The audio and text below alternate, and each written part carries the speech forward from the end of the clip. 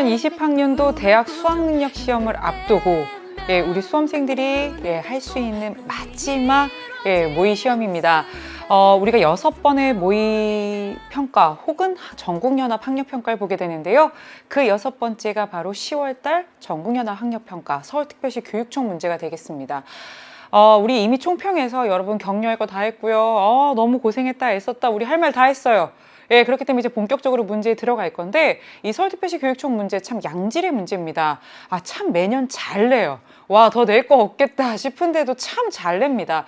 한국사 때문에 사실은 여러분들이 지금 이 시험에서 뭔가 크게 영향을 받지는 않을 거라 생각합니다. 다만 이제 정말 수능이 한 달 앞으로 다가왔고 한국사를 아직까지 안 한 친구들 입장에서는 한국사 신경 쓰여요. 3등급, 4등급 어떤 식으로든 어떤 최저선에 맞춰야 되는 친구들 당연히 신경 쓰입니다. 그 친구들에게 진짜 마지막으로 알려드리는 게 되는 거예요. 얘들아, 이거는 봐야 된다. 이거는 몇 번 이상 나왔다. 그렇다면 중요한 게 반복되는 이 한국사의 특수성상 분명히 또 나올 수 있다입니다. 이미 여러분들과 하고자 하는 얘기들은 다 했어요. 문제풀이 들어가기에 앞서서 딱 한마디만 하고 시작하겠습니다. 우리 사회탐구 전체를 담당하시는 책임 프로듀서님께서 오늘 저에게 책 한 권을 주셨는데 딱 폈는데 이게 나왔어요. 신선한 공기, 빛나는 태양, 맑은 물, 그리고 친구들의 사랑. 이것만 있으면 낙심하지 마라 라는 괴테의 시입니다. 제목은 용기예요. 한국사 때문에 낙심하고 사실 지금 좌절하고 있는 친구들은 많지 않을 겁니다. 하지만 국수, 영 혹은 탐구 과목, 내가 한 만큼 혹은 수시 준비하면서 뭔가 좀 놓쳐서 9월 모평처럼 혹은 6월 모평처럼 나오지 않아서 혹시 낙심하고 있는 자가 있다면 여러분, 아니에요. 이순신의 대사처럼 신에게는 아직 12척의 배가 있는 것처럼 여러분들과 제게는 한 달은 채 남지 않았지만 우리가 진짜 빡세게 공부할 수 있는 그 한 달여가 남았습니다. 이 10월 학평을 통해서 마지막으로 점검하고요. 양질의 문제를 통해서 우리 조금만 더 마지막 깔딱고개를 넘어가는 그 힘을 냈으면 좋겠습니다. 한국사 1번부터 볼 건데요. 여러분들을 공부시키는 게 목적이에요. 지금 이 수험생들이 이걸 보고 있다면 그 친구들은 사실 그동안 한국사 안 했던 친구들이거든요. 그렇기 때문에 얘기해 드리는 거예요. 이미 한국사 수능 특강으로 다 한 친구들 중에 이 한국사 1번 때문에 고민하는 친구들 없어요. 다만 한국사를 그동안 하지 않은 친구들 중에 이 짧은 시간 동안 한 하루 이틀 사이에 한국사를 확 벼락치기 하거나 뭔가 한 번은 점검을 하고 가야겠다. 일주일에 한 번 정도씩만 이 한국사 꼭지를 넣어서 내가 한 4주 완성으로 끝을 내겠다 하는 친구들을 위해서 강의라던가 페이지라던가 이런 거는 그 친구들을 위해서 좀 얘기를 하도록 하겠습니다. 1번입니다. 선사시대에서 고대까지 보자면 문제가 3개가 나옵니다. 선사에서 한 문제, 고대에서 2문제가 출제되는데요. 선사 문제에서는 늘 구석기, 신성기, 청동기가 번갈아 가면서 출제되고 있죠. 아까 선생님 이제 메이크업이랑 헤어를 해주는 그 장소에서 분장을 해주는 20대 완전 초반에 수험 생활을 한 지 얼마 안 된 그런 스텝이 제게 선생님 한국사 1번 문제는 다 이렇더라고요 라고 얘기하더라고요. 그래서 내가 공부 열심히 했네 라고 얘기했어요. 맞아요. 한국사 1번 문제는 구석기, 신석기, 청동기 시대의 유물 사진이나 그림을 통해서 그 당시에 생활상을 추론하는 문제가 나오는데요. 대놓고 줬어요. 이거 뭡니까? 고인돌이잖아요. 그죠? 그리고 시대를 물어봤어요. 그럼 사실 고인돌 하나만 있어도 우리 친구들은 기계적으로 청동기 딱 가게 되는데 보세요. 힌트가 더 있어요. 계급이 발생했대요. 그러니까 더 이상 사실은 평등한 세상이 아니라 계급이 발생했어요. 다스리는 자와 다스림을 받는 자 존재한다는 거예요. 지배층과 피지배층이라는 개념이 나오고요. 지배층의 무덤으로 만들어졌다라고 하는 평을 받는 것이, 그렇게 학자들이 얘기하는 것이 바로 고인돌이 되겠습니다. 이 규모를 통해서 당시 지배층의 권력과 경제력을 짐작할 수 있대요. 이 돌이요, 이 덮개돌이 막 10톤 넘어가요.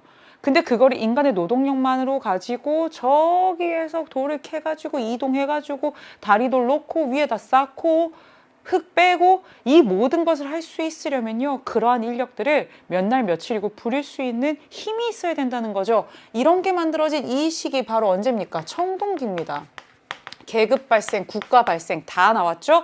그러면 이 만주 한반도의 청동기 시대를 대표하는 가장 대표적인 유물이 하나가 여기에 나왔다면 또 하나가 무엇이냐? 바로 정답 뭡니까? 2번 비파형 동검입니다. 여기에 지금까지 수능에 한 번 더 나왔던 이 청동기 시대 유물은요, 고인돌 비파형 동검과 함께 뭐가 더 나왔느냐? 반달돌칼이 출제된 적이 있습니다. 돌칼이지만 청동기 시대에 농경을 위해서 사용했던 도구다. 이렇게 해서 출제됐었죠. 그럼 정답은 쉽게 2번으로 가요. 이건 90% 예상하고 낸 문제일 겁니다. 하지만 이 선지들을 우리가 점검하고 가셔야 되겠죠. 농경과 목축이 시작되었다. 신석기 시대의 특징이죠. 연고라는 제천 행사, 우리가 초기 여러 나라에서 배웠던 부여의 특징이 되겠습니다. 동굴이나 막집에 살아요. 왜 이동 생활하니까? 이건 어느 시기예요? 정착하지 않았던, 이동했던 구석기 시대의 특징이 되겠습니다. 제가 회의에서 중대사를 결정했어요. 여러 가들이 모여서, 사실 신하들이 모여서 나라의 중요한 일들을 결정합니다. 고구려에 해당하는 내용이 되겠습니다. 정답은 뭘로 간다? 네, 2번이 되겠습니다. 그럼 여기서 끝내지 말고요. 우리 노배용 한국사 때 선생님이 구석기, 신석기, 청동기, 철기 정리해드렸는데 그중에 요 구기를 한 번만 더 보겠습니다. 청동기의 대표적인 도구에서 비파형 동검 나오고요. 간석기로는 반달, 돌칼 이렇게 생긴 거 말씀드렸고 수능에 출제됐습니다. 토기는 민무늬 토기고요. 그리고 뭐가 나와요? 고인돌 딱 나왔죠. 요렇게만 말씀드렸어요. 그러면서 여기 별표 하나 쳤습니다. 계급이 발생했다. 더 이상 평등하지 않다. 지배하는 자 개념으로 군장 얘기까지 했어요. 이 정도만 공부해도 맞출 수 있는 문제가 1번이 되겠습니다. 노배용 한국사 1강에 나오고 있고요. 이 정도도 안 하고 1번 맞추려고 우리가 그렇게 요행을 바라면 안 됩니다. 1번은 누구나 맞는 문제 그렇게 가시면 되겠고요. 사진 마지막으로 한 번만 확인하겠습니다.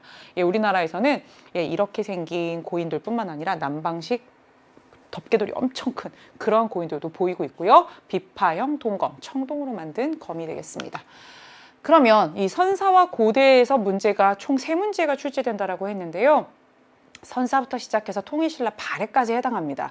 그렇다면 보통 한 문제 정도는 어디서 나오느냐? 삼국시대에서 출제가 되거나 아니면 신라의 삼국통일 과정과 관련해서 출제가 되게 되는데 이 가 국가에 대한 설명으로 옳은 것은 대표적인 문제입니다. 중학교 때부터 정말 부지기수로 여러분들이 만났던 전형적인 지도 문제예요. 한번 보도록 할게요. 와, 가국가, 영토가 되게도 넓어요. 그죠? 지금 한강 이남까지 이렇게 쫙 치고 내려왔고요. 여기 요동반도고요. 여기 지금 만주까지 쫙 뻗어나가고 있습니다. 가 국가에 대한 설명이에요. 가의 국왕이 남진 정책, 남쪽으로 내려온다라는 게 남진입니다. 그래서 남한강 상류 지역까지 진출했다. 한강 이남까지 왔다라는 중요한 내용이 나오고요. 한편 이 나라의 팽창 정책에 대응하기 위해 나제 동맹이 체결되었다. 이런 거 어렵지 않아. 그냥 줄인 거잖아. 신라의 나와 백제의 제입니다. 신라와 백제가 왜 힘을 모았겠어요? 여기가 백제고 여기가 신라예요. 그리고 여기가 가야인데 이 나라가 너무 치고 내려오니까 사실은 힘을 좀 모아가자라는 거죠. 그러면 이 백제와 신라가 이렇게 갈 수밖에 없었던 건 누가 너무 세기 때문이야? 그렇지 얘들아, 고구려야. 그래서 가나라는 고구려고요. 그럼 이제 우리가 찾을 건 뭐예요? 고구려에 이런 남진 정책을 했던 왕. 그래요, 장수왕이에요. 어떻게 했어? 이 남진 정책 위에 국내성이 아닌 평양 천도하죠. 5세기 전반기의 상황입니다. 평양으로 수도로 옮겨버려요. 수도까지 옮기면서 지금 쭉 치고 내려옵니다. 고구려에 대한 얘기입니다. 5세기 때의 상황입니다. 그렇다면 가국가에 대한 설명 그냥 다이렉트로 가죠. 평양으로 천도하였다. 이게 정답이에요. 오상국, 울릉도 그쵸? 그래서 우리가 울릉도 독도 얘기할 때 이거부터 늘 얘기하잖아요. 우상국을 복속하였다. 신라의 6세기 지증왕에 대한 설명이 되겠고요. 수원 화성 늘 나오는 그쵸? 조선의 22대 임금 누굽니까? 정조 얘기가 되겠습니다. 18세기 상황이고요. 쌍성 총관부를 공격해서 무력으로 우리가 다시 되찾았어요. 이게 누굽니까? 고려의 그렇죠. 공민왕의 개혁에서 빼앗겼던 우리 땅을 다시금 되찾았다. 이런 얘기가 나옵니다. 22담로의 왕족을 파견하였다. 조금 어려울 수 있는데요. 이 22담로의 왕족을 파견한 이 왕이 백제의 무령왕인데요. 이게 가끔 최근에 이제 시험에 나오면서 우리 친구들이 더 이상 낯설지는 않게 됩니다. 그래서 이렇게 여러분들이 알아두시면 되겠습니다. 그래서 여기까지 내용을 정리하고요. 2번 어렵지 않습니다. 그렇다면 이 선사시대 요거 하나만 보도록 합시다. 이게 아까 백지도로 나온 그거의 진짜 지도죠. 어디까지 내려와요? 예, 여기까지요. 그래서 충주에다가 고구려 B까지 세우고 간단 말이에요. 장수왕 말기의 남쪽 경계 여기까지 오죠. 백제, 신라, 가야 상황입니다. 나제동맹 5세기에 맺어지게 되죠. 이렇게 여러분들 정리해 두셔야 되고요. 고구려에서는 광개토대왕과 장수왕 구분해서 여러분들이 공부하는 거 역시 노배용 한국사 1강에 있는 최소한의 내용입니다. 이 정도는 정리하고 가도록 하겠습니다. 예, 3번 보겠습니다. 문화유산을 3개나 줬고요. 이 문화유산을 남긴 국가에서 볼 수 있는 모습을 물어봤습니다. 근데 여기에 너무나 대표적인 뭐가 있어요. 예, 한국인이라면 누구나 한번 애국가 화면 해설에도 봤던, 경주에 가면 누구나 사실 수학여행이나 수련회에서 예, 보게 되는 석굴암 부처님이 딱 나와 있어요. 그리고 여기에는요. 예, 신라 거의 말에 통일신라 거의 하대에 선종이 유행하면서 이 선종이 유행을 하면서 굉장히 승려들에 대한 관심이 집중되거든요. 그렇게 되면서 이 승려들의 사리를 모아놓은 이런 승탑이나 이런 것들이 굉장히 많이 만들어지게 돼요. 부도 승탑. 근데 이게 지금 딱 나오고 있어요. 지금 다 통일신라 얘기를 하고 있어요. 통일신라 때 만들어진 석굴암, 그리고 통일신라 저 끄트머리에 선종이 유행하면서 많이 만들어졌던, 예, 그냥 부처님을 기리는 탑이 아니라 승탑이나 부도라고 불리는 이런 것들. 그 다음에 이거는 뭔가 목판 웬 뭐 인쇄 물 같은데 이건 뭔가 라고 하신다면, 석굴암 얘기하면서 맨날 같이 나오는 경주에 있는 불국사라는 절 있죠. 그 불국사에 3층 석탑이 있어요. 이 석탑을 해체하는 과정에서 그 안에서 나온 목판 인쇄물이에요. 생각보다 굉장히 작습니다. 무구정강태 다란이경이라고 하는데 목판으로 인쇄한 그 종이가 나온 거지. 이게 딱 나왔어. 불국사에서 나온 이 목판 인쇄물, 그리고 석굴암, 그리고 통일신라 저 끄트머리에 신라 하대라고 얘기하는 시기에 나왔던 선종이 유행하면서 나온 문화유산. 그럼 결국엔 뭐야? 이 나라는 통일신라인 거야. 그러면 통일신라를 골라라 해놓고 답을 뭘로 줘버렸어? 불국사 3층 석탑이야. 이게 나온 게 이 탑이란 말이야. 이렇게 사실은 그냥 거의 매칭이 돼버리는 문제이기 때문에 이 문제는 사실은 많이 공부를 안 했다 할지라도, 아니 한국사가 정말 노베이스다라고 해도 사실은 예, 경주, 특히 경주 친구들 이거 너무 유리한 거 아닌가요? 근데 아무튼 예, 맞출 수 있는 문제예요. 그런데 조금만 더 해보자라는 거예요. 여기 있는 선지들도 그냥 무시하고 넘어갈 게 아니죠. 청화백자 나옵니다. 예, 도자기인데요. 이거 조선시대에 유행합니다. 특히 조선 전기에 예, 유행하고요. 규장각에서 근무합니다. 예, 역시 조선입니다. 정조가 규장각이라고 하는 거 만드는 거 여러분 알고 계시죠? 예, 그래서 학문을 연구하고 정책을 연구하는 그런 기관으로서의 역할을 합니다. 유경공은 조금 낯설 수 있는데요. 역시 조선이긴 조선입니다. 근데 이 개항기에 1880년대에 관리부로 만든 학교예요. 그러니까 국공립 학교예요. 예, 그 당시로 얘기하자면 양반의 자제라던가 뭐 관리들 뭐 이런 사람들이 모여서 좀 신식 학문을 배웠던 그런 근대적인 학교가 바로 이 학교가 되겠습니다. 이건 1880년대의 상황이고요. 예, 86년입니다. 마지막으로 이게 조금 어려울 수 있는데요. 고려에 국공립, 관립학교는 국자감인데 이 국자감보다 사립으로 만든, 개인이 만든 최충이라고 하는 사람이 만든 구제학당이 굉장히 또 인기가 있었어요. 이 학교 가면 야 과거에 급제한데 최충이라고 하는 분이 과거 문제를 출제하는 사람이래. 지금으로 얘기하면 막 수능 문제를 막 10년 연속으로 막 출제하고 막 검토하고 막 이랬던 분이 나와가지고 사립학교 만든 거야. 애들이 막 글로 막 몰려. 그러면서 나오는 그 학교의 이름이 구제학당이 되겠습니다. 그래서 여러분 정답은 뭘로 갈 수 있다? 통일신라? 예, 4번으로 가면 되겠습니다.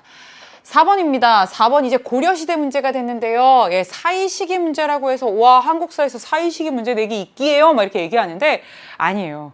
연도를 따져서 푸는 문제가 아니라 흐름만 여러분들이 잡고 가면 되는 문제여서 사실 그렇게 어렵진 않습니다만 조금 최근에 많이 나오지 않던 이자겸의 난, 묘청의 서경천도운동, 무신정변까지를 잘 다루고 있는 문제라고 할 수 있습니다. 가나 시기 사이를 볼 건데요. 먼저 이자겸 딱 나왔어요. 군사를 일으켰어요. 왕이 아닌 자예요. 그쵸, 신하잖아요. 어찌됐건 힘은 세지만. 근데 군사를 일으켜서 궁궐까지 불태웠대요. 그리고 왕을 협박하여 궁으로 옮기게 하고 난리가 났네요. 그리고 금나라를 섬기는 문제에 대해서 남들은 다 안 된다고 할 때 나는 된대요. 이게 뭐예요? 이자겸의 난이에요. 이자겸이 난을 일으켜가지고요. 왕까지 이렇게 지금 겁박을 하고 있고요. 예, 12세기 요 상황입니다. 이자겸은 누구예요? 왕의 사위이자, 왕의 장인이자, 예, 왕의 외할아버지이자, 그쵸? 외할아버지인데 장인이고 막 되게도 이상한 관계 있었잖아요. 그래서 굉장히 힘이 셌던 이 사람이 결국에는 왕까지 위협하면서 난을 일으킵니다. 이자겸의 난이에요. 문벌귀족 사회의 모순이 완전히 하고 지금 표출된 사례야. 맞죠? 결국엔 이 난은 진압이 되고요. 날에 가보겠습니다. 이고등이 사람이에요. 왕을 호종하는 문신 관료들을 죽였어요. 정중부 등이 왕과 함께 개경으로 돌아와서요. 왕은 어떻게 돼요? 유배를 가요. 왕이 유배를 간다는 건 왕이 끝났다는 거예요. 그리고 나서 정중부 이의방 이고 등이 왕을 새롭게 어떻게 해요? 옹립해요. 왕까지 교체했어요. 이 정중부 이의방 이런 사람들 우리가 뭐라고 불러요? 무신이라고 합니다. 이 사람들이 정치적인 어떤 사건을 일으켜가지고요. 뭐 했어요?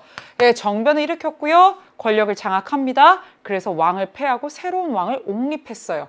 지금 이자겸의 난과 무신정변 사이에 있었던 고려시대 1을 골라라 하는 문제가 되겠습니다. 그럼 뭐야 얘들아. 생각해봐. 이자겸의 난이 일어나. 궁궐은 불탔어. 그리고 왕은 얼마나 배신감에 치를 떨었겠어. 외할아버지 이제 장인이 막 와 감히. 그런 상황에서 예, 정지상, 묘청 이런 사람들이 개경의 모든 기운은 다 끝났으니 우리 새로운 곳, 저 서경 왕건도 중요하게 생각했던 그 북진 정책의 기지였던 그 석양, 평양에서 우리 도읍을 옮겨서 새롭게 한번 해보자. 석양 천도 운동에 대해서 지금 얘기가 스물스물 나오는 거지. 그래서 왕은 어떻게 해요? 오케이 하고선 예, 실제로 궁궐도 지어요. 그러다가 결국엔 어떻게 돼요? 이 왕이 그 뜻을 바꾸죠. 그리고 그러자 어떻게 돼요? 묘청과 정지상 등등 그 무리들이 서경파들이 그곳에서 난을 일으키죠. 묘청의 서경천도운동이라고도 합니다. 이게 1135년의 일인데요. 예, 그때 그걸 김부식을 비롯한 개경파들이 진압한다라고 해요.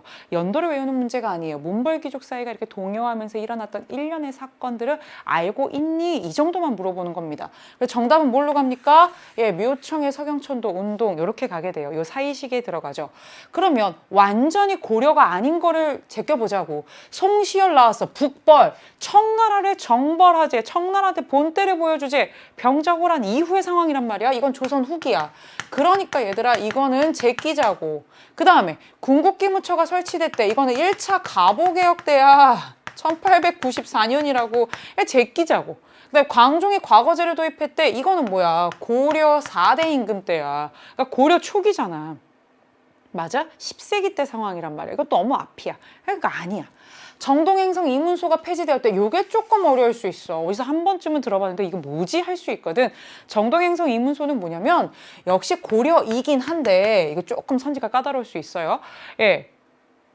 왜 몽골의 침략을 받아서 우리가 결국에는 강화를 맺고 원의 간섭기를 당하게 되는데 이때 사실은 얘네가 이런 거 설치해 놓고 처음에는 일본 원정 뭐 이런 거 하자라고 해서 만들었다가 일본 원정 실패한 이후에는 고려를 간섭하는 기구로 뒀었어. 그러다가 공민왕이 이걸 어떻게 했느냐? 폐지시켜요.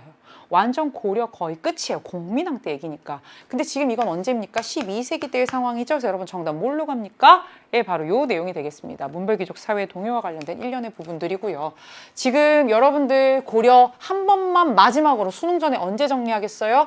예, 오늘이 마지막이다 생각하고 이거 보시는 거예요. 1170년 바로 무신정변을 기준으로 해서 보통 고려 전기와 고려 후기를 구분합니다. 지배층은 호족, 문벌귀족, 무신, 권문세족, 신진사대부 이렇게 변화하게 되고요. 바로 지금 요 시기를 물어보고 있는 거예요. 이 문벌귀족 사회가 쭉 가다가 결국에 무신정변이 일어난 바로 그 상황을 지금 묻고 있는 겁니다.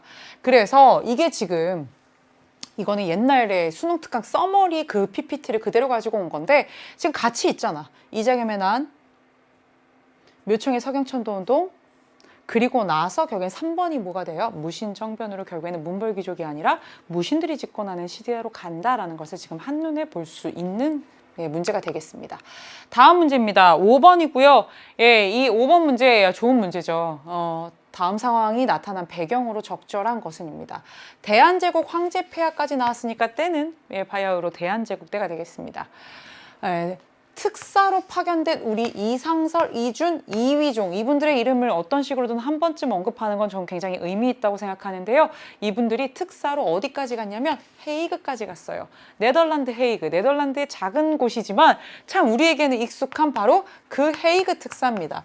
헤이그 특사가 파견된 거는 1907년의 일이에요. 왜 여기서 평화 회의가 있었기 때문이에요. 그럼 이 회의에 우리는 왜 이 세 명을 보냈느냐? 얘기 좀 하려고. 뭔 얘기하려고? 우리나라의 권리를 지키기 위해서요. 그럼 우리가 권리를 뺏긴 거잖아요. 어떤 권리를 어떻게 뺏겼어요? 1905년에 을사늑약이라고 해서 일제가 러일 전쟁 승리한 다음에 완전히 거의 막 겁박해가며 막 무기로 막 여기 에워싸고 그런 상황에서 이 중명전이라고 하는 곳에서 우리가 흔히 얘기하는 을사오적을 앞세워서 체결을 강요하잖아요. 이때 뺏긴 게 바로 무엇이냐? 대한제국의 외교권이 박탈당하고요. 통감부가 설치되는 것을 주요 내용으로 합니다. 이거 굉장히 큰 문제예요. 외교권이 박탈된다. 그 다음에 내정 간섭을 위한 통감부가 설치된다. 그리고 나서 만들어진 이 통감부에 온 최초의 통감이 여러분이 잘 아는 이토 히로부미가 돼요. 지금 이 상황을 고종은 허락한 적도 없어요. 고종 황제가 허락한 적 없고요. 뭐 조약에 지금 명칭도 사실은 달지 못하고 그렇게 이런 불법으로 해진 강요된 조약이야. 그래서 우리가 늑약이라고 표현한단 말이야. 그럼 고종이 손 놓고 가만히 있겠어요? 여러 가지 노력을 해요. 미국의 헐버트라고 하는 특사도 사실은 이미 파견돼 있었고요. 그리고 1907년에 헤이그의 특사까지 파견을 해서 만국 평화회의 이 상황에서 우리의 입장을 얘기하려고 하는데 회의장에 사실은 들어가지도 못하지. 외교권이 박탈된 상태고. 그러면서 이준 열사는 사실은 거기서 순국하게 되고요. 지금 그런 상황이야. 그리고 나서 헤이그 특사 사건 이후에 일제가 사실은 고종이 이러한 노력까지 했다는 사실을 알고 고종을 어떻게 해요? 강제로 1907년에 퇴위시켜요.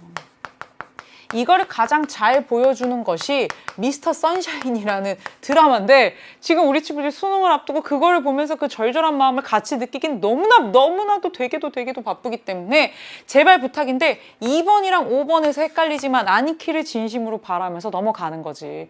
그럼 정답은 뭐가 되는 거예요? 배경을 물었어요. 이 사건 이후의 상황이 아니에요. 왜 헤이그까지 그렇게 멀고도 먼 곳에 보냈니? 라고 물으신다면 대한제국의 외교권이 박탈됐어. 그것도 강제로 강요에 의해서. 그렇다면 또 어떻게 해야 돼? 여러 나라의 도움을 통해서 중재를 통해서 뭔가 한번 찬스를 좀 만들어 보려고 했던 거야. 근데 그게 잘 되지 않았고 결국에는 그 이후에 일제가 고종을 끌어내렸지. 됐어요? 그래서 여러분 헷갈리지 않습니다. 이걸로 오답 가는 친구도 꽤 될 것 같아요. 간도 협약은요 1909년이고요. 일본이 남만주 철도 부설권을 획득하면서 이 간도를 사실 청나라한테 그냥 약속해버리죠.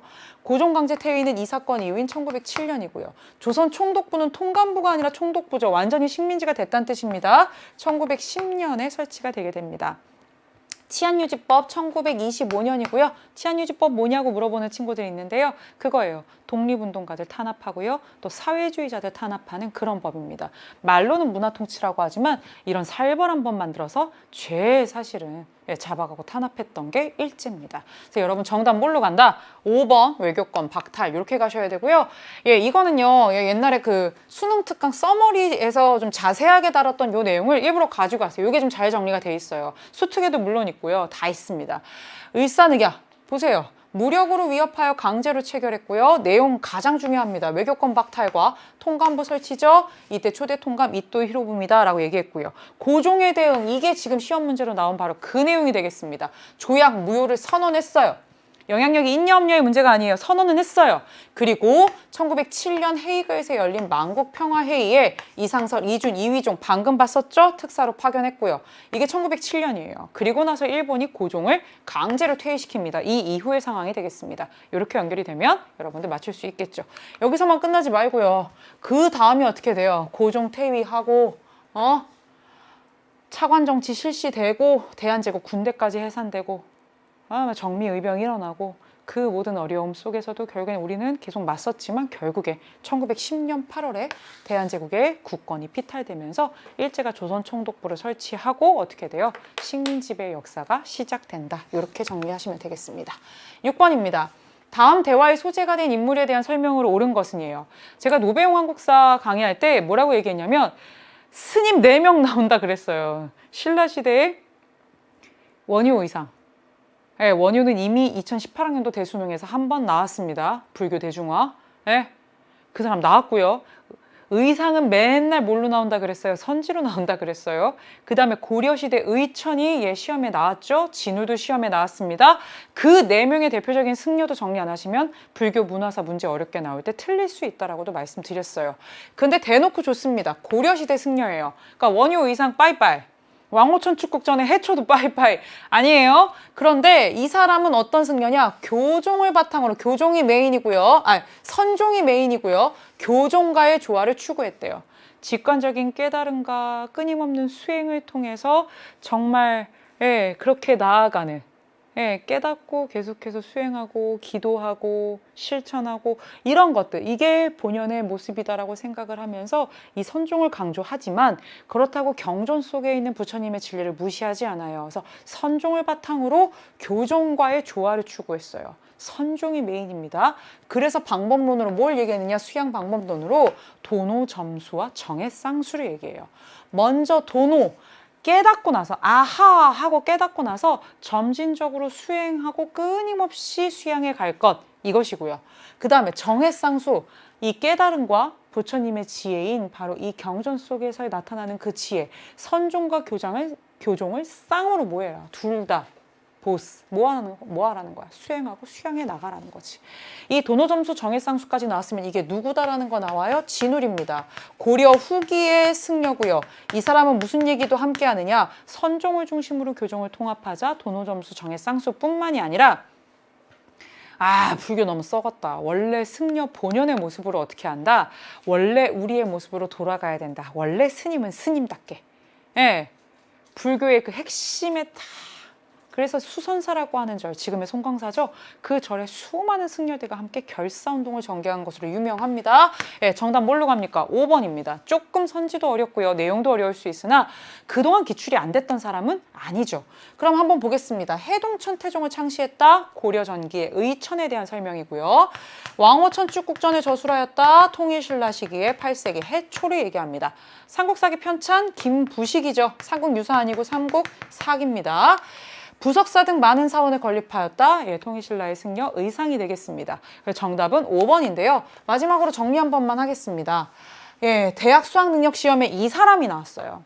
이 사람이 나왔는데 이 사람이 고려 전기의 의천이에요. 이 사람은 교종을 중심으로 선종을 아우러야 된다고 했고, 이 사람은 선종을 중심으로 교종과의 조화를 추구했고, 이것도 지금 선생님이 노배용 한국사 이게 몇 강이지? 이게 고려문화사죠? 4강입니다. 4강에 요거 화면 그대로 줬어요. 이 화면들이 다 노배용 한국사 화면 그대로 가지고 온 건데 수선사 결사운동 정답이죠? 도노점수 정해쌍수 그대로 나오죠. 이 정도만이라도 하면 사실은 수능에서는 두드려 맞출 수 있다는 거예요. 이제는 여러분들이 그 정도까지 해주셔야 되겠습니다. 그럼 이제 7번으로 가보도록 하겠습니다. 7번 역시 이거는 노배용 한국사 5강에 나오는데 이거 틀리면 참 머쓱해. 참 머쓱해. 틀릴 수도 있지만 참 머쓱해. 왜냐면 지금까지 제일 많이 나왔던 최다 왕이 누구냐면 세종대왕이에요. 근데 세종대왕이 너무 많이 나왔어. 그렇기 때문에 묻는 방식을 굉장히 다양하게 줬었어요. 경제사를 주면서 정치사를 물어본다거나 영토 문제를 주면서 경제사를 물어본다거나 여러 가지로 물어봤어요. 정답은 제일 쉬울 때는 훈민정음 창제, 어려울 때는 전분 6등법, 연분 9등법까지 물어봅니다. 제가 노배용 한국사에서 세종대왕 얘기하면서 지금까지 주구장창 나왔기 때문에 모든 키워드를 다 한꺼번에 공부하세요 라고 얘기했는데 여기에서 뭐라고 하느냐, 이 구강을 요렇게 거르게 했어요. 조선 전기의 민족문화 발달을 이해하면서 조선시대에 편찬된 서적 3가지를 찾으래. 근데 공교롭게도 이게 다 이 구강 때가 되겠지. 그치? 그럼 봅니다. 칠정산, 조선 맞습니다. 삼국유사, 이거 고려시대 일연이 13세기에 편찬한, 쓴 저술한 책이 되겠습니다. 화랑세기, 화랑들의 이야기예요. 이거는 사실 신라예요, 신라. 8세기, 그러니까 통일신라 때 김대문이라고 하는 자가 화랑들의 이야기를 쓴 책입니다. 제왕홍기, 여러 왕들의 이야기인데 역시 고려시대, 시기가 그렇게 차이가 크게 나지 않아요. 이승유라고 하는 사람이 쓴 역시 13세기의 책이 역사책이 되겠습니다. 그러면 농사직설 조선시대에 나온 농서 맞습니다. 삼강행실도 역시 조선시대에 나온 어떻게 하면 이 성리학적인 윤리를 사람들이 쉽게 이해할 수 있게 할까라고 해서 이거를 글과 그림으로 표현한 거야. 이렇게만 해라. 근데 되게도 어려워. 임금한테 충성하고 부모한테 효도하고 되게도 어려워. 부모님이 배고프다 그러면은 막 한겨울에도 뭘 구해와야 되고 안 되면 막 내 살점이라도 막 그런 효를 얘기하고 있어. 근데 글과 그림으로 되어 있고 농사직설은 농사 되게도 잘 짓는 그런 농부에게 농사 어떻게 하면 잘 지어요 하면서 계속해서 자문을 구하고 어떻게 하면 농업이라고 하는 것, 백성들의 대부분인 농민인 이들이 어떻게 하면 사실은 무너지지 않을 수 있을지에 대해서 계속해서 고민하는 그 흔적이라고 할 수 있습니다. 그 다음에 칠정사는 뭐예요? 역법이에요. 역법이 뭐냐면 결국에는 그거죠. 천체를 관측해서 천문학을 연구해서 우리에게 맞는 달력인데요. 이게 중요한 건 한양을 기준으로 했다는 거예요. 우리를 기준으로, 중국 기준이 아니라 우리를 기준으로 해서 그렇게 갔다는 거야. 이 세 가지, 이 되게도 어려운 거를 다 했어. 유교윤리도 보급하고요. 농서를 통해서 백성들, 민본을 어떻게든 지켜내려고 했고요. 칠정산을 통해서 천체를 관측해서 제대로 된 기상이나 일기를 통해서 백성들의 농업이 잘 될 수 있도록 천문학 연구까지 제대로 한 바로 못하는 게 없는 이 왕이 누가 되겠습니까? 세종대왕이에요. 그래놓고 사실 문제는 너무하지 않아? 우리 지금 수험생인데 너무한 거 아니야? 정답률 100%에 도전합니다. 막 이런 문제죠. 결국엔 뭡니까? 훈민정음 창제로 가죠. 하지만 여기서 끝내면 안 돼요. 경국대전 완성, 성종입니다. 성종도 수능에 나온 적이 있습니다. 어렵게 나온 적이 있습니다. 초계문신제 역시 수능에 나온 적이 있습니다. 조선의 22대 임금 정조고요. 초계문신제는 30대에 이렇게 나이를 정해놓고 그 나이 이하의 문신 관료들을 재교육하고 임금이 직접 이들을 사실은 시험도 치면서 그렇게 재교육한 제도가 되겠습니다. 김음돌의 난 통일신라 바로 신문왕 때 진골기적의 난을 진압한 사건이죠. 전민변정도감을 설치했다. 고려의 공민왕에 해당합니다. 지금 여기에 나오는 1, 2, 3, 4, 5다 선지가 계속해서 수능이나 모평에서 쓰였던 선지가 되겠습니다. 그래서 누군지 모르고 가시면 수능날 나만 틀려요. 그래서 여러분 정리하셔야 되고요. 마지막으로 4대 임금 세종, 이방원의 셋째 아들 15세기에 활약했던 바로 이 조선의 세종이라고 하는 인물을 다 정리하고 가도록 하겠습니다. 의정부 서사제 이게 나올 수 있죠. 정치사에서는 왕권과 신권의 조화를 통해서 의정부를 거쳐서 보고하게 했다. 경연의 실시 왕과 신하들이 토론을 통해서 정책과 학문을 계속해서 배틀 연구도 하고요. 막 토론도 막 치열하게 하고요. 경전 속에서 답을 찾기도 하고요. 이런 겁니다. 집현전 설치 세종하면 집현전이죠. 학문을 연구하는 기관이 되겠습니다. 영토확장 4군 6진 북방개척과 관련된 부분입니다. 훈민정음 창제, 말하면 입 아프고요. 삼강행실도 지금 나왔죠. 유교윤리 보급과 관련해서 글과 그림으로 표현했습니다. 농사직설, 칠정산 다 다른 색깔로 표기했습니다. 이게 지금 노배용 한국사 5강 PPT 그대로라고요. 여기에 전분 6등법, 연분 9등법까지 나왔으면 사실 나올 수 있는 거 다 나온 거거든요. 그런데도 세종 틀릴래요? 그럴 순 없어요. 우리 맞추고 가야 되겠습니다. 그래서 늘 나와야 돼. 늘 나올 수밖에 없는 그 왕이 또 나왔다. 이 정도 말씀을 드리고요. 8번도 엄청 강조했어요. 어려워 보이지만 어렵지 않은 문제다라고 얘기했어요. 왜냐?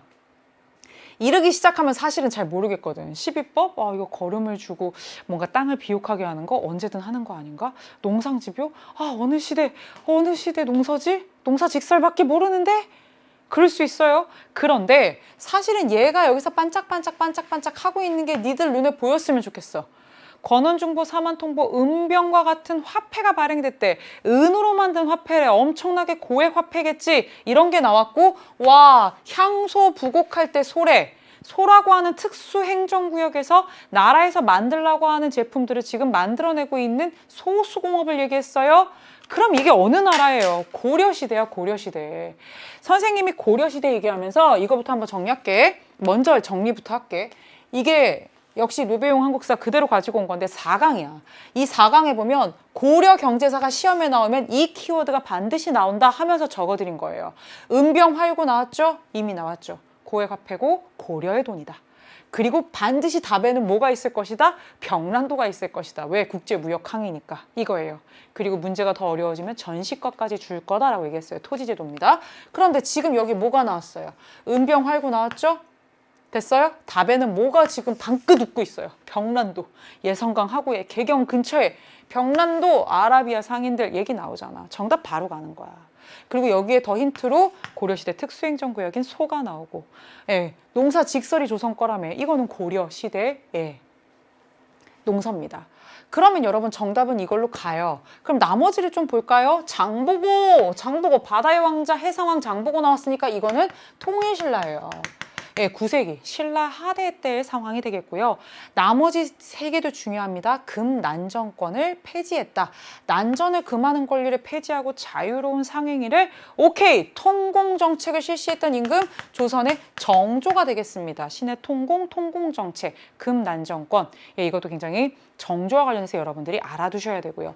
만상과 내상 어려울 수 있어요. 동아시아사 친구들은 되게 쉽게 볼 수 있지만 이게 뭐냐면 청나라와 교역하면서 거상이 된 의주의 상인을 만상이라고 하고요. 내상은요, 일본과 저 부산 동래를 중심으로 해서, 예, 일본과의 무역을 하면서 성장했던 자들이 내상이 되겠습니다.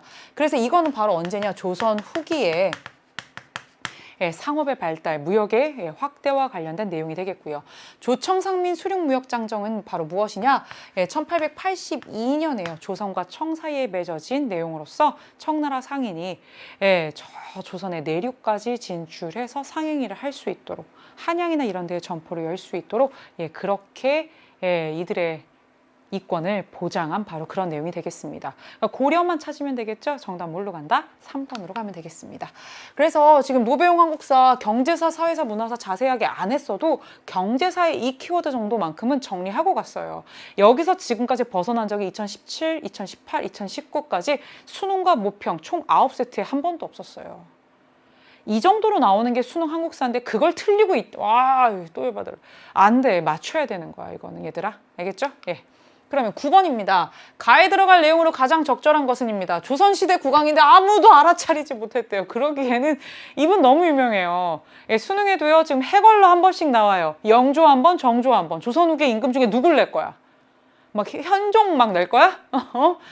안 난다고. 메인으로 나올 수 있는 건 영조, 정조야. 물론 뭐 효종도 북벌에서 나올 수 있고 고종도 뭐 당연히 계양기에서 나올 수 있습니다만 지금 메인으로 국왕을 묻는 문제에서는 영조와 정조 21대, 22대 임금이 계속해서 번갈아 출제되고 있는데요. 영조는 여러 차례 출제가 됐고요. 여기에 나오는 균역법이 정답이었던 적도 수능에 있습니다. 그렇다면 한번 볼까요? 탕평책을 시행했다. 그럼 영조 아니면 정조잖아. 여기서 답이 왜 안 나와? 그치? 서원을 정리했다. 일로 가면 영조지.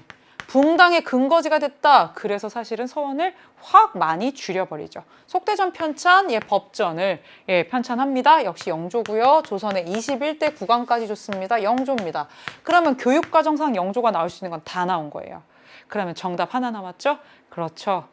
예, 군역의 부담을 줄여주기 위해서 예, 군포를 1년에 한 필만 걷는 균역법을 실시합니다. 이거는 군역과 관련된 겁니다. 그래서 한 필로 줄여줘요.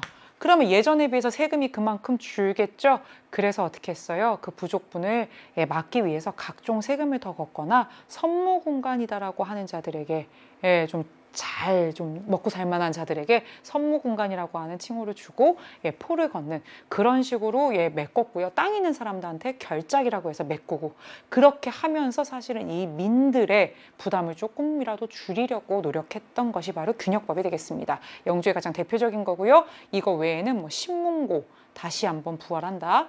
뭐 이런 내용들이 좀 있겠습니다. 그런데 지금 모든 교과서, 8종의 교과서에서 지금 쫙 모이는 내용들 이 정도면 충분하겠죠. 정방 폐지입니다. 정방 폐지는 고려시대 예, 공민왕 때 내용이 되겠고요. 당백전발에 이거는 조선시대 예, 고종 때 흥선대원군이 경복궁 중건하겠다라고 하면서 바로 고종 시기에 발행한 고액화폐가 되겠습니다. 장효영 설치는요 조선의 22대 임금 정조입니다. 이거랑 헷갈려서 정조로 가시면 안 되고요. 예, 통일신라 때 과거제는 아니지만 경전에 읽는 능력을 3등급으로 나눠서 이렇게 참고한 것이 바로 독서 3분과가 되겠습니다. 그래서 여러분 정답 뭘로 간다? 4번이 되겠습니다. 그래서 역시 이거는 노배용 한국사의 6강입니다. 6강에 보면 선생님이 영조를 이렇게 정리해 드렸어요. 탕평정치, 서원정리, 균역법, 신문고 이 정도 정리했단 말이야. 그리고 지금 여기에 보면 탕평정치, 서원정리, 균역법 다 나오죠. 이렇게 문제 푸시면 돼요. 이제는 맞춰야 되는 시기가 됩니다. 10번입니다. 10번 한번 볼까요? 이모년 대놓고 줬어요. 이모년. 이모년에 무슨 중요한 일이 있는 거 우리 한국사 머리 다 굴러봐. 이모 땡땡 뭐가 있겠지. 그지? 이모년. 흥선대원군에게 나라의 그런 중요한 사물을 처리하라는 명이 내려졌어. 흥선대원군 은퇴했는데 1873년에 하야했는데 와 화려하게 컴백했네.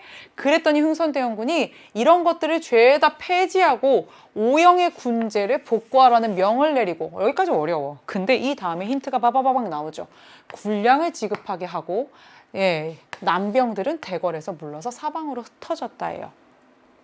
이모년에 군인들이 난을 일으켜요. 하급 군인들이 밀린 월급도 제대로 받지 못하고요. 그나마 한 달치 월급 준다고 갔더니 뭐 쌀반 모래 섞어서 막 너나 확 일어나죠. 이때 이들은 이 모든 것들이 개화 정책의 결과라고 생각을 하면서 이 개화 정책에 반대하는 자신들을 지지해 줄 수 있는 사람으로 통상수교를 계속해서 반대해왔던 국왕의 아버지인 흥선대원군을 찾아가게 됩니다. 그리고 흥선대원군 화려하게 컴백하죠.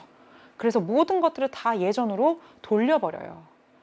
뭐 별기군, 이영 이렇게 했는데 그게 아니라 오군영으로 다시 바꿨잖아. 그러면서 결국에는 군량도 지급하고요. 월급 지급하고요. 이 병사들 어떻게 됐어요? 사방으로 흩어졌어요. 이모년에 있었던 군란을 얘기합니다. 1882년이고요. 적어도 개항 이후의 상황이 되겠죠. 개항 이후에 정말 못 살겠다라고 생각했던 차별받던 구식군인들이 일으킨 난이잖아요. 그러면 적어도 개항보단 이후가 되겠습니다. 고종직이 1863년이고요. 운요 사건 1875년. 이 사건을 통해서 결국엔 1876년에 우리나라가 개항, 강화도 조약을 체결하게 되죠. 갑신정변 1884년이고요. 아간파천 1896년입니다. 러일전쟁 1904년, 국권피탈 1910년인데 이게 그렇게까지 가진 않잖아. 그러니까 결국엔 여기서 고민을 하게 될 텐데 개항 이후의 상황인 건 맞지. 신식 군대는 막 이렇게 지원해주고 우리 월급도 제대로 안 주고 개항을 해야 될 거 아니야. 그래서 개항 이후에 개항의 개화 정책에 반대하면서 일어난 바로 이모군란 1882년 바로 이 사건이 되겠습니다. 그래서 정답은 나가 되겠고요. 갑신정변이 기준으로 나와 있는 건 이 이모군란 이후에 개화파 내에서 급진파와 온건파로 사실은 굉장히 노선이 분화되거든요. 그리고 그 급진파가 일으킨 정변이 바로 갑신정변이기 때문에 이걸로 지금 딱 끊어놨습니다. 이렇게 여러분들이 정리를 해두시면 충분할 것 같아요. 이모군란입니다. 이모군란도 역시 지금 노배용 한국사 이게 몇 강이죠? 7강에서 정리해드렸고요. 99년 흥선대원군이 재집권했다. 지금 요 내용을 하고 있고요. 실제로 이건 어떻게 진압되느냐? 청나라가 개입하면서 청나라가 진압하면서 끝이 나게 되고요. 흥선대원군은 청으로 끌려가게 됩니다. 그거까지 여러분들이 같이 알아두셔야 되겠습니다. 그리고 나서 체결한 조약이 일본 간 재물포조약, 그 다음에 아까 문제에 나왔던 청나라와 조선과 맺은 게 조청 상민 수륙무역장정이 되겠습니다. 11번입니다. 가에 들어갈 내용으로 가장 적절한 것은 너무너무 자주 나오고 너무나 뻔한 문제입니다. 노배 한국사 6강에 나온 내용이고요. 서당교육 확대, 춘향전, 홍길동전과 같은 한글 소설. 서당교육 확대로 사실은 많은 사람들이 글자를 알게 되면서 뭐가 되는 거예요? 정보가 그만큼 습득이 되게 되는 거죠. 한글 소설, 그리고 판소리, 풍속화, 김홍도가 남긴 풍속화, 이런 모든 것들을 우리가 조선 후기 무슨 문화라고 얘기해요? 서민 문화의 발전 이렇게 얘기합니다. 이러한 특징과 함께 회화에서는 어떤 특징이 나타나게 되느냐? 겸재 정선으로 대표되는, 정선이라는 이 화가로 대표되는 진경산수화, 뭔가 화첩을 보고 베끼는 것이 아니라 우리의 그런 인왕산, 금강산 이런 것들을 좀 사실적으로 개성 있게 묘사하려고 노력하는 예, 그러한 진경산수화의 그러한 것들이 좀 유행을 하게 됩니다. 그래서 정답은 뭘로 가느냐? 조선 후기 진경산수화, 민화, 풍속화. 이건 그냥 사실은 거의 세트처럼 보시면 되겠어요. 이번에 무령왕릉 축조는 뭐예요? 예, 백제 얘기고요. 이 양식을 굳이 물어봤으니까 이건 벽돌 무덤이다. 그 얘기가 될 겁니다. 백제 얘기고요. 상감청자는 뭡니까? 이거는 고려의 상감청자죠. 그쵸? 팔만대장경이 제작된 계기는 뭐예요? 고려시대에 몽골이 침략했어요. 부처님의 힘으로 좀 막아보자 라고 해서 만들어진 거고요. 밀립대학 설립운동은 1920년대에 우리의 실력을 좀 쌓아서 고등교육기관 대학을 우리 손으로 한번 세워보자 라는 겁니다. 그래서 여러분 정답은 뭘로 가요? 진경산수화로 쉽게 가는데 이것도 예 역시 지금 노배용 한국사 6강에 나옵니다. 조선 후기 서민문화, 서민의 경제력 향상, 서당교육의 확대 지금 문제에 나왔던 거죠. 그래서 뭐가 나와요? 이거 그대로 나왔잖아요. 그죠? 한글소설, 그 다음에 진경산수화, 정선의 인왕제색도, 금강전도, 풍속화, 기몽도 얘기 나왔죠? 이게 그대로 지금 문제에 뭐하고 있어요? 다 키워드로 나오잖아. 이 정도만 알면 풀 수 있는 거잖아? 그림이 나와도 풀 수 있어야 되잖아? 이게 진경산수의 대표라고 얘기하는 겸재 정선의 무엇이다? 예, 인왕제색도가 되겠습니다. 그리고 역시 이거는 풍속하고요. 민화까지 여러분들이 조선 후기에 나올 수 있는 그림의 종류를 다 한번 봤습니다. 12번이 되겠습니다. 가에 들어갈 내용으로 가장 적절한 것은이에요. 네, 노배용 한국사 7강에 나오는 내용이고요. 2년 전에 2018학년도 수능에서 동학농민운동이 지도로 나온 적이 있어요. 쭉 지도로 한번 나온 적이 있는데 지금은 이 지도를 굉장히 지금 줌 해가지고요. 예, 고부 지역을 중심으로 해서 지금 이 전라북도 지역을 지금 보여주고 있어요. 지금의 전라북도 지역을 아주 일부분만 보여주고 있는데 지금 보세요. 전봉준 고택이라는 게 나왔어요. 전봉준이 누군데요? 동학농민운동을 이끌었던 바로 그 사람이죠. 만석버터는 뭐예요? 와, 고부군수 조병갑이 저거 쌓았잖아. 고부 농민들이 얼마나 힘들었어. 그럼 기껏 우리가 저런 보를 설치했으면 이용할 수 있어야 되는데 그렇지도 않았어. 아주 악랄하게 짝이 없는 사람, 학정을 일삼았던 사람이 고부군수 조병갑이지. 그래서 뭐가 일어나? 고부봉기가 일어나잖아. 그때부터 이끌었던 사람이 전봉준이고요. 고부관아 터 뭐예요? 고부봉기 때 어떻게 했어? 이 관할을 점령하고 고부군수 조병갑 도망가고 그랬잖아. 그리고 황토현 전적지 이거는 많이 들어봤죠? 예, 이 고부봉기에서 끝나지 않고 1차 봉기로 이어졌을 때 정말 죽창이랑 장태밖에 없었던 이 농민들이 정부의 군대와 예, 맞서서 사실은 싸워서 승리한 이 전적지 농민군들이 승리했다고요. 맞아요? 그러면 이 승리한 내용까지 다 나왔으니까 이거는 뭐야? 동학 농민운동 답사지. 아, 나는 진짜 이거 할 말만 동학농민운동. 선생님이 대학교 3학년 때 우리과 답사 짱이었어요. 우리과 답사 짱이 되면 뭘 하냐면 그해 우리가 답사를 3월 달에 갈 것을 계획을 세우는데 그게 동학농민운동의 주제였어요. 주제만 주셨어요. 그래서 3월이 되기 전에 1월에 예, 우리과 3명이 한겨울에 이 코스를 그대로 다녔어요. 그때는 사실 운전이 되게 서툴러서 예, 저희가 기차를 타고 한겨울에 어마어마한 강풍을 맞으면서 전봉준 고택에서 여기까지 걷다가 막 입에서 피가 막 나고 막 그랬어. 그때 태어나서 처음으로 지금 같으면 엄두도 못 내겠지만 히치하이킹을 했어요. 좀 세워주세요. 살려주세요. 막 목도리 메고. 그때 그 전라북도의 그 주민들이 다 세워줬어요. 막 정말 막 울컥울컥 눈물이 나고 사이다도 먹으라고 막 주시고 막 그랬어요. 계란도 막 얻어먹고. 내가 그 따뜻함을 느꼈던 그 눈물 없이 못 봤던 이 지도 보고 울컥했다니까. 그리고 3월 달에 무사히 우리가 동학농민운동 답사를 이렇게 해서 어디까지 가느냐? 전주까지 가는 거예요. 왜? 전주성을 예, 점령하는 게 1차 봉기의 피날레잖아. 그치? 그럼 이거는 답 나왔어. 진흥왕 영토확장 너무 심하지. 6세기 신라고. 견훤의 후백 제국은 900년이야. 견훤궁의 왕건할 때 그거잖아. 그치? 병자호란과 조선의 항전. 와, 병자호란이 웬말? 그죠?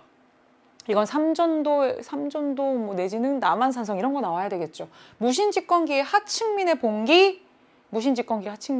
그치? 무신집권기 1170년부터 1270년까지 너무 힘들었잖아. 그래서 생각보다 많은 봉기가 일어나요. 예, 그 중에는 노비였던 만정의 난도 있고요. 아니 못 살겠다 이거야. 지배자는 바뀌었어. 집권자는 바뀌었는데 뭐 이거는 문신일 때나 무신일 때나 먹고 살기 힘든 건 똑같다라는 거죠. 그래서 이런 많은 봉기들이 이 시기에도 있고요. 또 세도 정치 시기에도 있습니다. 그래서 여러분 이거는 딱 누가 봐도 깃발을 들고 지금 동학농민운동을 보여주고 있습니다. 13번으로 가겠습니다. 조금 어려웠을 수 있어요. 조금 어려웠을 수 있는데 노배용 한국사 6강에서 제가 이 얘기를 하면서 이렇게 정리를 한번 해드리면서 요 아래다가 난도가 높은 문제의 경우에는 요거와 함께 훈련도감을 출제한 적이 있다라고 얘기를 하고 넘어간 적이 있어요. 근데 이 문제가 지금 3점짜리로 출제했고요. 한국사 오늘 한 개 틀린 애한테 뭐 틀렸니? 13번 틀렸다고 하더라고요. 그럴 수 있는 문제예요. 한 개 틀려도 우리 1등급 맞는데 아무 지장 없잖아요. 그쵸? 근데 한번 볼까요? 전란을 겪은 지 2년이나 되었대요. 전란, 전쟁을 얘기해요. 여기서의 이 전쟁은 사실은 임진왜란을 얘기합니다. 정말 듣도 보도 못한 전쟁인 거야. 우리 200년 동안 큰 전쟁 없었잖아. 근데 막 이 전쟁이 일어나고 쟤네 막 조총 싸제 끼고 있고 막 와, 너무 밀렸잖아. 그 2년이나 되었어. 적은 제 발로 물러가기만을 기다리는 건 합당하지 않아. 걔네들 지 발로 안 물러가. 그래서 우리는 훈련도감을 설치해서 어렵다고 얘기했어요. 훈련도감. 합당한 인원을 선발한 후에 무예를 훈련시킨대요. 그럼 훈련도감은 확실한 건 뭐예요? 뭔가 무예를 훈련시켜서 나라를 지키려고 하는 것이죠. 언제요? 임진왜란 때 진짜 말 그대로 현실 자각한 거지. 저것들은 총 쏘고 있는데 우린 막 활 쏘고 있고 막 창, 칼 이러고 있으니까 자각한 거야. 현실을 자각한 거야. 이거 아니구나. 그래서 만든 게 훈련도감인데 이거는 그거야. 포수, 사수, 살수, 삼수병으로 구성을 딱 시켜.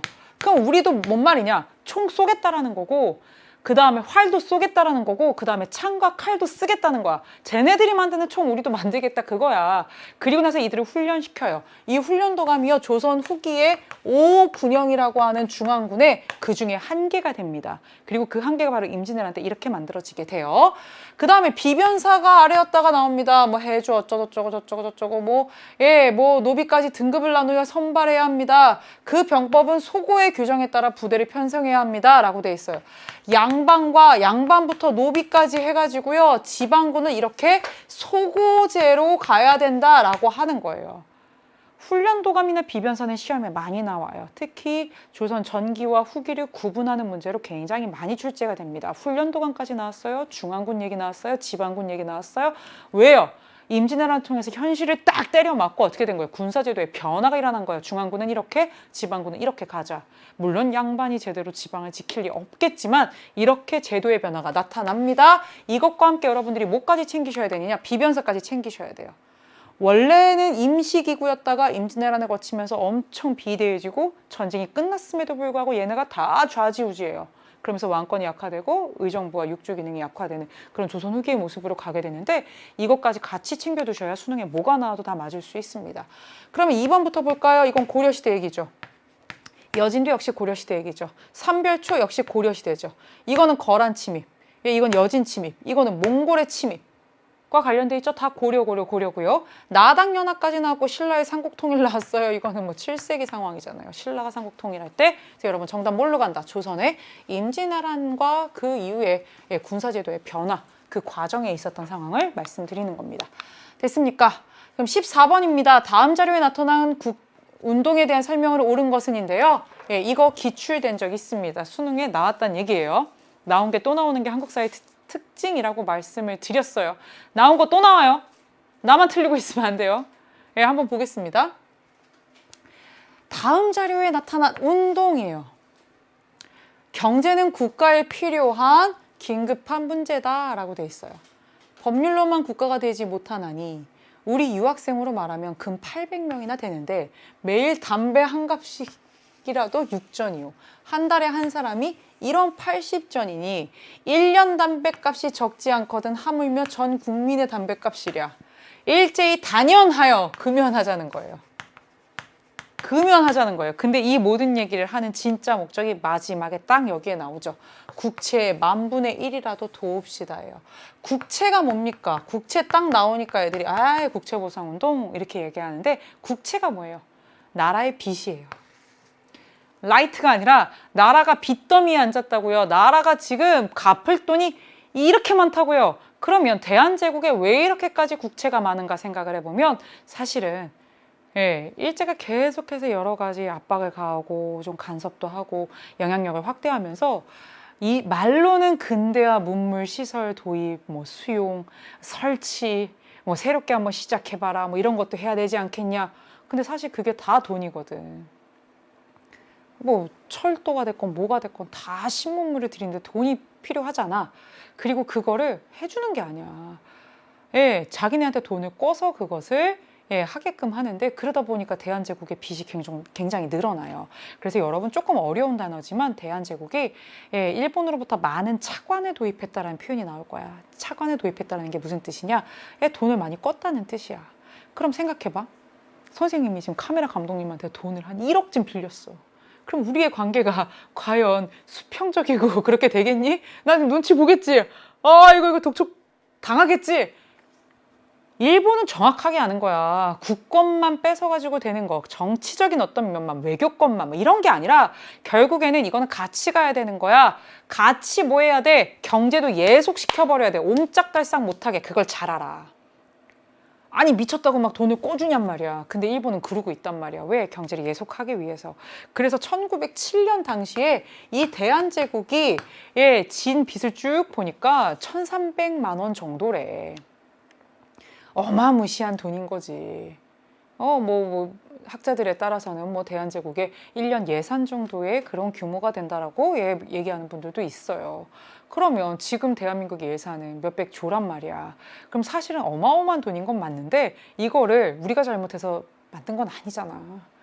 우리가 정치했냔 말이야. 아니잖아. 근데 이 백성들이 담배라도 끊어서 뭐 하자는 거야. 10,000분의 1이라도 갚자는 거야. 정말 이 제작진들 중에 정말 우리 담배를 사랑하고 정말 이 흡연으로 정말 소소한 기쁨과 행복을 느끼는 분들이 계세요. 그런 분들은 이제 이런 제시문 보면 막 세상에 마상에 그건 어렵습니다. 그건 곤란해요. 뭐 이렇게 얘기하는데 이 당시에 할 수 있는 게 뭐냐는 거야. 주식을 포기해? 아니지. 할 수 있는 게 금주. 술 안 먹어도 살 수 있잖아. 솔직히. 매일 마셔? 왜 달리고 막 쭉쭉쭉 막 아니잖아 얘들아. 금연 금주가 사실은 할 수 있는 방법이라 생각한 거야. 그러면 또 남학생들 그런다. 여자는요. 여자들은 뭘 했냐면 그 당시 가락지를 빼. 결혼할 때 남편이 준 유일한 그거야. 아니면 시어머니가 막 물려준 거야. 가락지만 빼지 않아. 비녀도 막 빼. 우리가 할 수 있는 그 당시에 할 수 있는 최선의 방법으로 해보자는 거야. 그러면 이거를 가지고 어디 갈 거야? 뭐 한 달에 그렇게 해서 몇십만 원씩 지금으로 따지면 몇십만 원씩 몇만 원씩 모았어. 담배 한 값씩 안 사고 모았어. 그러면 그걸 갖다가 모을 창구가 필요하지. ARS 할 거야? 뭐 이게 막 계좌 이체합니까? 그런 게 없잖아. 그래서 그 당시에 언론사들이 나선단 말이야.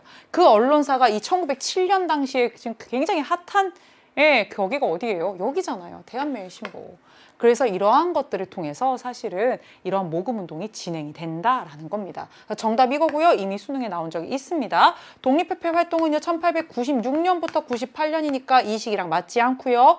일제의 황무지 개강권 요구를 철회시킨 단체는 1904년 애국개몽운동 단체 중에 보안회라고 하는 단체입니다. 조금 선지가 디테일할 수 있는데요. 좀 체크하고 가시고요. 평양에서 시작되어 전국적으로 확산된 거는 여러 가지가 있습니다만 1920년대에 물산장려운동이라고 해서 일제강점기에 우리의 물건, 우리 땅에서 난 것을 사용함으로써 경제적으로 좀 일제강점기이긴 하지만 실력을 좀 키워가보자 라고 했던 운동이 되겠습니다. 한국중앙총상회는 이 조선의 상인들이 결집한 단체고요. 1898년에 조직됩니다. 그래서 여러분 1907년에 국채보상운동 이렇게 정리하시면 되고요.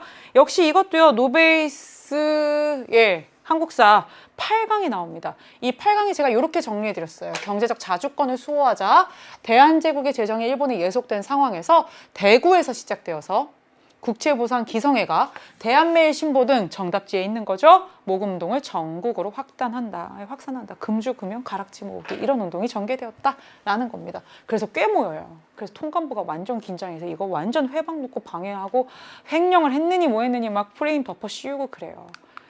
체크하셔야 되고요. 15번입니다. 전형적인 일제강점기 문제예요. 전형적으로 시대의 상황을 주고 그게 언제게? 라고 묻는 문제죠. 가상일기에 나타난 시기에 볼 수 있는 모습으로 가장 적절한 것은입니다. 학도 지원병. 학생인데 전쟁에 나가겠다고 지원, 끌려가는 겁니다만. 그리고 징용명령서. 군산환이지만 노동력으로 차출되어서 어떻게 해요? 이 전쟁에 필요한 물자를 생산하거나 공급하는데 지금 끌려가는 징용. 그리고 총독부 나왔으니까 일제 시기다라는 거 나왔고요. 우리 청년들이 전쟁터에 끌려가 총알바지가 되거나, 그러니까 지금 이거는 군사를 얘기하는 것이고요. 아니면 매일 중노동에 시달려야 한다. 이거는 징용을 얘기하는 거죠. 노동자로 끌려가는 걸 얘기해요. 징병과 징용, 결국에는 다 일제강점기의 강제 동원과 관련된 내용인데요. 이렇게 사실은 말도 안 되게 군사로 노동자로 끌고 가는 시기는 전쟁이 엄청나게 커져서 어떻게 되는 거예요? 감당이 안 되는 거예요. 그래서 뭐 하는 거예요? 국가 총동원법이라고 하는 것까지 발표하고 사실은 전쟁의 모든 인적 물적 자원을 확 끌어당기고 있죠. 그게 1938년이거든요. 중일전쟁이 37년, 국가 총동원법이 38년. 그리고 난 이후엔 사실은 징용, 지원병, 징병 쫙이야. 그러면 이렇게 해서 끌고 갔으면 일본을 위해 전쟁을 해야 되는데 우리가 그래? 그렇지 않단 말이야. 그래서 세뇌도 같이 들어가요. 민족성을 말살시키려 해요. 우리의 정체성을 지금 혼미하게 하고 있죠. 그러면서 나오는 게 뭐예요? 1937년부터 나오는 황국신민서사를 강제로 암송하게 하는 행위죠. 민족성을 말살시키려고 하는 민족 말살 정책의 핵심이 되겠습니다. 지계를 발급하는 관리, 지계도 수능에 늘 나오는 선지입니다. 대한제국대 광무개혁. 양전사업과 관련된 내용이고요. 대한제국을 기억하시면 되겠습니다. 교육이국조서요. 고종이 발표했습니다. 교육을 통해서 우리나라 이렇게 부국강병한 나라 가겠다라는 거죠. 임술농민봉기, 임술년에 일어난 대규모의 전국적인 농민봉기고요. 세도정치 거의 막바지 일어난 상황입니다. 회사령 공포, 회사를 설립하려면 총독부의 허가가 필요하다. 1910년에 발표됩니다. 정답은 뭘로 간다? 네, 4번이 되겠습니다. 일제강점기, 특히 1930, 40년대의 민족 말살 통치와 국가 총동원법 이후의 요 시기, 시험에 뭐가 나오더라도 우리는 맞출 수 있으셔야 돼요. 30년대 후반부터 45년까지 가는 그 1년의 과정들 같이 지금 출제되고 있습니다. 정리하셔야 되고요. 징병, 징용, 일본군 위안부, 공출 다 마찬가지죠. 됐습니까? 16번입니다. 다음 자료에 나타난 민족운동이 끼친 영향입니다. 올해가 3.1운동 100주년인 거 잊지 않으셨죠? 올해 3월부터 총 6번의 모의고사가 오늘까지 있었습니다. 이 6번 중에 단 한 번도 예외 없이 출제된 것이 바로 3.1운동 혹은 대한민국 임시정부입니다. 왜? 둘 다 1919년이고요. 그래서 올해 EBS에서도 3.1운동 100주년 기념 특집도 만들고요. 임시정부 때문에 상하이도 갔다 오고요. 그리고 100주년 특집이기 때문에 6번의 모의고사에서 나오는지 뻔히 알면서도 또 내고요. 그럼에도 불구하고 여러분 또 틀리고 있으면 안 되는 거죠. 사료만 바뀌고 있습니다. 보겠습니다. 저들이 강제병합한 지 이제 한 10여 년쯤 됐어요. 10, 11, 12, 13, 14, 15, 16, 17, 18, 19, 19년이죠. 오늘 우리는 어떠한가? 어떻게 살 것이냐? 2천만의 손으로 기대에 올리세요. 하늘 높이 푸른 하늘까지. 모두 나라 생각 외엔 하지 마. 우린 자유가 아니면 죽음을 달라요. 와, 얘기 세죠? 그래서 우리 뭐 한 거예요? 3.1 운동 한 거예요. 근데 3.1 운동 그렇게 거족적으로 일어났음에도 불구하고 결론만 얘기하면 독립하지 못했죠. 그래서 나온 얘기가 뭐예요? 지도부가 있어야 된다. 리더십이 존재해야 된다. 그래서 만든 것이 1919년에 대한민국 임시정부잖아. 그게 통합된 것이 상하이의 대한민국 임시정부고 같은 애야. 그래서 늘 영향으로 답이 이게 나오잖아. 이 초등학생들도 사실은 이제 이거는 너무나 막 울컥하면서 얘기하는 바로 그 내용이에요. 신민의 결성은 1907년이고요. 11년에 해산됩니다. 집강소는요. 동학농민운동 때 나오는 전라도 지역에 설치한 자치기구가 되겠습니다. 독립문이 건립되었다. 1896년에 만들어진 독립협회라고 하는 단체에서 모금과 이런 것들을 통해서 만든 것이 바로 독립문이 되겠습니다. 지금의 저쪽 3호선 서대문 쪽에 독립문역 거기 앞에 있는 게 바로 이거예요. 강화도 조약이 체결되었다. 1876년 개항 조약이 되겠죠. 독립협회는 시험에 자주 나오니까 이것까지도 좀 알아두자. 1898년까지 가는 바로 단체가 되겠고요. 독립협회 하면 독립문, 독립신문까지 체크하시면 되겠습니다. 강화도 조약이 개항 조약인 건 너무 잘 아시죠? 그래서 여러분 3.1운동 100주년을 기념하면서 3.1운동의 결과 뭐예요? 예, 조직적이고 그런 지도부를 중심으로 한 이러한 좀 체계적인 독립운동을 위해 임시정부가 만들어졌다는 거죠. 이게 노베이스 한국사 9강의 내용이 되겠습니다. 이 9강에 보면 선생님이 수능 특강에 썼던 그 필기노트를 가지고 와서 예, 그대로 가지고 왔죠. 의의가 뭐예요? 예, 일제강점기 최대의 항일운동이고요. 대한민국 임시정부 수립의 계기에 예, 색깔도 다시 해놨단 말이야. 그래놓고 여기다가 한 번 더 얘기했잖아. 대한민국 임시정부. 같은 1919년의 상황이다. 꼭 기억해 주시면 되겠습니다. 17번입니다. 밑줄친 부대에 대한 설명으로 옳은 것은이에요. 이것도 정말 엄청나게 나와요. 예, 2018학년도 같은 경우에는 9월, 10월, 11월 본수능까지 3번 연속으로 이게 나왔고요. 예, 2019학년도 작년의 경우에는 7번의 시험 중에 이 한국광복군 문제가 3번 이상 출제됐습니다. 올해도 크게 다르지 않아요. 예, 이 부대는 뭐냐? 맨날 나오는 OSS랑 같이 특수공작 훈련을 했고 모든 공작을 수행할 수 있는 자신감을 얻었고 나는 백범 김구 선생님이죠. 이 부대에 총사령관이 지청천 장군이 계속 의논하는 것을 옆에서 들었기 때문에 이 일은 중요하다고 생각했고 독립투쟁 수십 년의 조국을 탈환하는 결정적 시기가 온 거야. 이거 허언이 아니야. 조국을 우리 손으로 직접 탈환할 수 있는 결정적인 그 날이 온 거야. 어떻게? 이 한국 광복군이 1940년에 만들어지긴 해. 근데 이 한국 광복군이 1945년에 미국의 OSS랑 합동으로 특수공작훈련을 통해서 낙하산, 전투기 타고 가서 낙하산 타고 내려서 우리의 이 한반도에서 직접 우리 손으로 조국을 탈환할 수 있는 그 훈련을 한 거야. 이 작전명은 뭐야? 국내로 들어가서 우리가 조국을 우리 손으로 탈환하는 거잖아. 그래서 국내 진공작전이라고 했단 말이야. 이거 D-Day까지 다 잡아놓고 시뮬레이션까지 다 했어. 그런데 어떻게 된 거야? 8월 15일에 일본이 항복하면서 끝났잖아. 그 얘기, 그래서 백범 김구가 뭐 어떻게 했다 그런 얘기 나오잖아. 이게 정답도 늘 이거야. 아니면 뭐 대의선전포고 그 다음에 뭐 미국과 뭐 합동으로 뭐 훈련했다 이런 얘기들이야. 국내 진공작전 1945년에 계획이 돼 있던 바로 한국광복군. 예, 늘 나오는 지청천 김구 나오잖아. 대한민국 임시정부의 김구 주석일 때 한국광복군은 지청천 총사령관입니다. 봉오동에서 일본군이 승리한 거 예, 홍범도 장군을 중심으로 한 대한독립군과 그 연합 여러 부대들입니다. 오금치 전투에서 일본군과 싸운 거 예, 그렇죠. 동학농민운동 2차 봉기와 관련돼 있죠.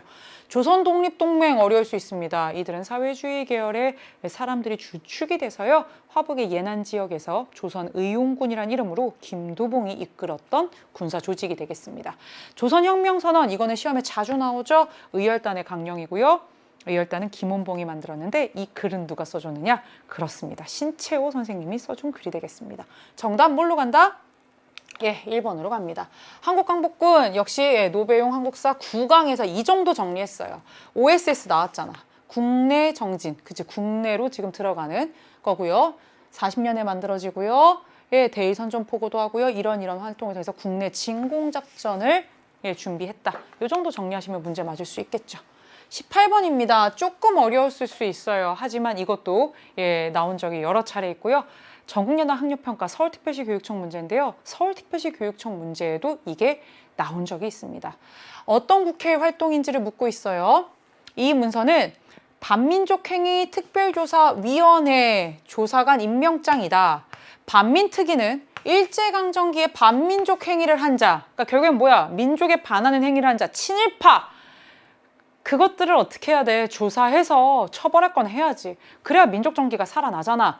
그러면 광복 후에 제일 시급한 거 아니니? 난 광복 후에 이거부터 해야 된다고 생각해. 그런데 정부 수립이 언제야? 48년이잖아. 그래서 얘들아 이거는 48년에 해. 이 법이 만들어진 게 48년이야. 정부 수립하고 나서 이 법부터 만들어. 근데 실제로 이게 조사하고 체포하고 이 과정은 정말 눈물 없이 못 봐. 잘 안 돼. 하지만 이 법을 만든 건 그거야. 그럼 우리나라 최초의 국회가 언제야? 48년에 조직된 재헌국회잖아. 이들의 임기가 언제까지냐면 2년이거든. 1950년까지야. 재헌국회 국회의원만 임기가 2년이란 말이야.